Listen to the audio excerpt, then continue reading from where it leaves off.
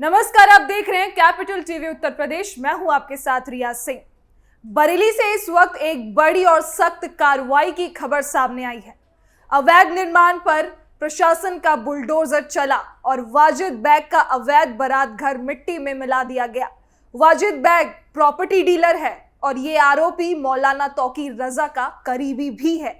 इस ध्वस्तीकरण की कार्रवाई पर करीब 5 लाख रुपए का खर्च आया है, जिसकी वसूली अब बरेली विकास प्राधिकरण यानी बीडीए करेगा।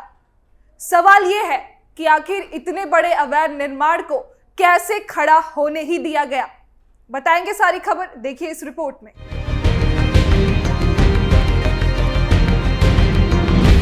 बरेली में 26 सितंबर को हुए बवाल के आरोपी मौलाना तौकीर रजा के करीबी पूर्व पार्षद एवं प्रॉपर्टी डीलर वाजिद बैग के अवैध बैग बारात घर को बीडीए ने जमीन दोस्त कर दिया है। अवैध बारात घर के ध्वस्तीकरण पर प्राधिकरण के 5 लाख रुपए खर्च होने का भी अनुमान है। बीडीए वाजिद बैग से इस खर्च की वसूली करेगा।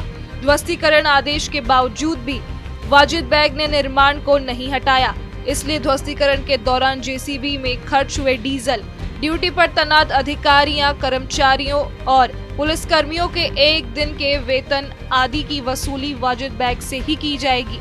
बता दें कि इस संबंध में एस्टीमेट तैयार कर उसे धनराशि जमा करने के लिए नोटिस दिया जाएगा।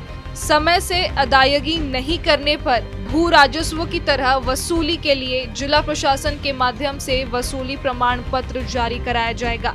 अवैध भवन के ध्वस्तीकरण आदेश के बाद व्यक्ति को खुद उसे तोड़ने के लिए 15 दिन का मौका दिया जाता है, वो भी नहीं दिया जाएगा, लेकिन उसके बाद प्राधिकरण की ओर से ध्वस्तीकरण की कार्रवाई की जाएगी। बीडीए ने वाजिद बैग के बारात घर को बड़ी सावधानी के साथ जमीन दोस्त कराया। उन्होंने पहले मशीन से भवन के सामने गहरा गड्ढा जो था खुदवाया, इसके बाद उसी में बारात घर की छत भी जमीन दोस्त हुई। मौके पर पहुंचे वाजिद बैग के छोटे भाई आबिद बैग ने भाई के बारात घर को बचाने की भरपूर कोशिश की, पर असफल रहे। उसने दावा किया कि उसका निर्माण पूरी तरह वैध है। उसके बारात घर में मौलाना तौकीर की कोई बैठक भी नहीं हुई थी। यह भी कहा कि उसके परिवार का कोई सदस्य मौलाना की पार्टी से भी नहीं जुड़ा है। बेवजह उसके परिवार को बलि का बकरा बनाया जा रहा है।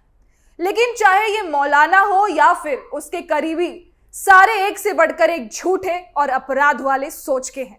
बीडीए डॉक्टर मणिकंदन ने बताया कि फरीदापुर चौधरी में सिकलापुर रोड पर प्राधिकरण की अनुमति के बगैर बनाए गए अवैध बारात घर को पूरी तरह ध्वस्त कर दिया गया है।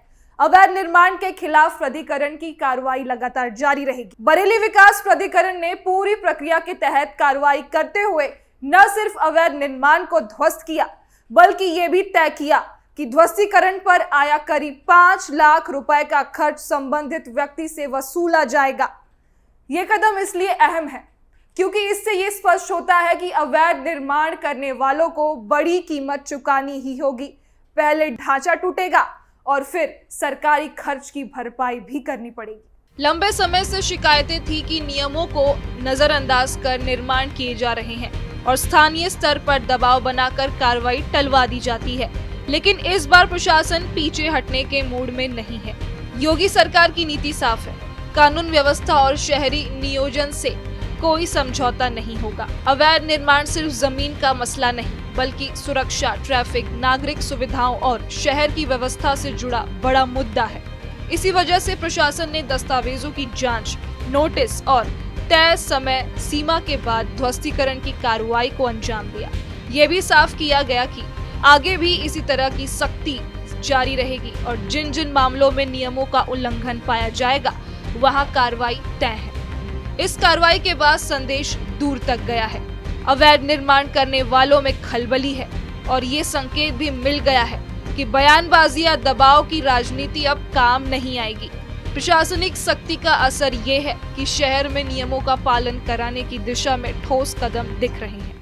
बरेली में हुई ये कार्रवाई साफ संदेश देती है कि अवैध निर्माण और नियमों की अनदेखी अब किसी भी कीमत पर बर्दाश्त नहीं की जाएगी।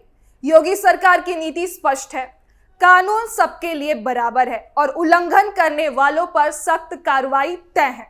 बुलडोजर चलना सिर्फ एक इमारत का गिरना नहीं, बल्कि व्यवस्था को चुनौती देने वालों के खिलाफ चेतावनी भी है। प्रशासन ने यह दिखा दिया है कि अब न बयानबाजी चलेगी, न दबाव की राजनीति। आने वाले समय में ऐसी कार्रवाइयों से शहरों में कानून और व्यवस्था को और मजबूती मिलने वाली है। फिलहाल के इस खबर में बस इतना ही। देखते रहिए कैपिटल टीवी उत्तर प्रदेश।